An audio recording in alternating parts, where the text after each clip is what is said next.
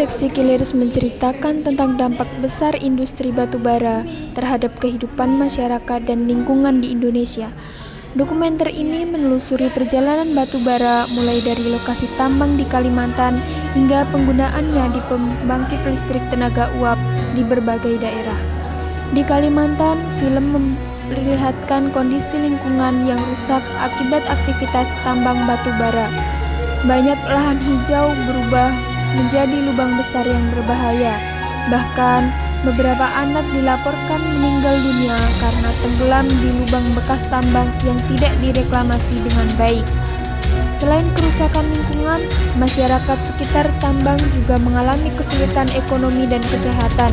Air menjadi tercemar, udara dipenuhi debu, dan lahan pertanian maupun perikanan rusak sehingga mata pencaharian warga terganggu.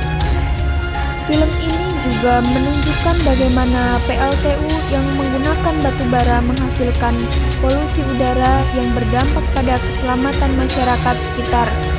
Warga di sekitar PLTU mengalami gangguan pernafasan dan kualitas hidup mereka menurun. Tidak hanya membahas lingkungan, Seksi Killers juga mengungkap hubungan antara perusahaan batubara dengan tokoh-tokoh politik dan perusahaan besar di Indonesia. Film ini mencoba memperlihatkan bahwa industri energi memiliki pengaruh besar terhadap kebijakan di negara. Pesan moral yang dapat diambil dari film ini adalah pentingnya menjaga lingkungan dan menggunakan sumber daya alam secara bijak. Film ini mengajarkan bahwa pembangunan dan kebutuhan energi tidak boleh mengorbankan keselamatan masyarakat maupun kelestarian alam. Selain itu, masyarakat juga diajak untuk lebih peduli, kritis, dan aktif terhadap kebijakan yang berdampak pada kehidupan sosial dan lingkungan. Menurut saya, film Seksi Killers sangat menarik dan membuka wawasan karena menyajikan fakta-fakta yang jarang diketahui masyarakat. Film ini membuat penonton lebih memahami dampak industri batubara terhadap lingkungan dan kesehatan masyarakat. Penyampaian informasi dalam film cukup jelas dan didukung visual yang nyata, sehingga pesan yang disampaikan terasa kuat. Walaupun pembahasannya cukup berat, film ini sangat edukatif dan penting untuk ditonton terutama oleh generasi muda. Hubungan Seksi Killers dengan kehidupan nyata adalah karena masalah kerusakan lingkungan akibat pertambangan masih sering terjadi di Indonesia. Banyak masyarakat yang mengalami pencemaran air, polusi udara, dan kehilangan mata pencaharian akibat aktivitas tambang dan PLTU.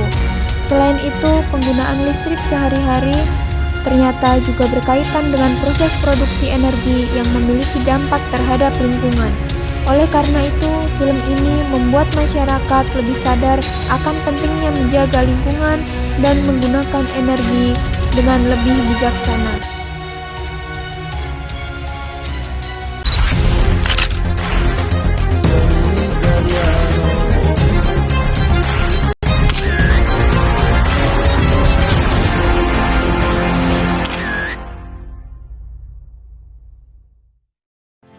Film ini menceritakan seorang pemuda bernama Muluk yang telah lulus sarjana manajemen, tetapi kesulitan mendapatkan pekerjaan. Setelah lama menganggur, Muluk merasa kecewa karena ilmu yang dimilikinya tidak membuatnya memperoleh pekerjaan yang layak. Suatu hari, Muluk bertemu dengan seorang anak pencopet bernama Komet di pasar. Dari pertemuan itu, Muluk mengenal kelompok anak-anak jalanan yang bekerja sebagai pencopet di bawah pimpinan seorang bos bernama Jarot. Melihat kondisi tersebut, Muluk memiliki ide untuk mengelola hasil pencopetan mereka seperti sistem manajemen sederhana. Ia meminta sebagai uang hasil mencopet untuk ditabung demi masa depan anak-anak itu. Muluk juga mengajak dua temannya, Pipit dan Samsul, untuk membantu mendidik mereka. Pipit mengajarkan pelajaran sekolah seperti membaca dan menulis, sedangkan Samsul mengajarkan pendidikan agama dan moral. Perlahan-lahan anak-anak itu mulai berubah dan memiliki harapan hidup yang lebih baik. Namun, usaha mereka tidak berjalan mulus. Muluk mulai mengalami konflik batin karena uang yang digunakan berasal dari hasil pencopet yang tertentu bertentangan dengan nilai agama dan moral. Ayah Muluk juga menolak pekerjaan tersebut karena dianggap haram.